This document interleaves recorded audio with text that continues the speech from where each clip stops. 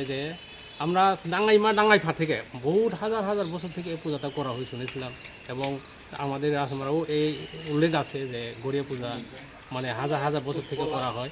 এই গড়িয়া পূজা করাটা মেইন হচ্ছে প্রথম মানে পয়লা বৈশাখ থেকে বা বৈশ থেকে, অনেকে বৈশ থেকে করে, বৈশ থেকে কইরা হসিনি সাজেনে কয় মানে 7 দিন 7 রাত যখন থাকে তখন আবার শেষ দিকে সেনা আয়ে ওই সেনা দিকে আবার পূজা করলে পূজা থেকে মানে তারা বিদায় দেওয়া হয়। ওই পূজাটা কেন করে মানে আমরা বছর আসলে ধরুন মানে শান্তি সম্প্রীতি, অর্থাৎ নিজেদের পরিবারে কীভাবে মানে উন্নত হবে, দ্বন্দ্ব কীভাবে আসবো, বা বাচ্চা এই বছরে কীভাবে উন্নত হবে, বা আমাদের আশেপাশে যে ময়ার বা রাজ্যে কীভাবে উন্নত হইব, এসব পুরো কামনা করেই এই পূজাটা করা হয়।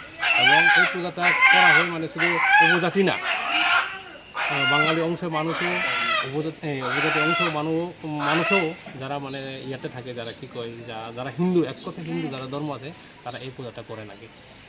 ঠিক আছে।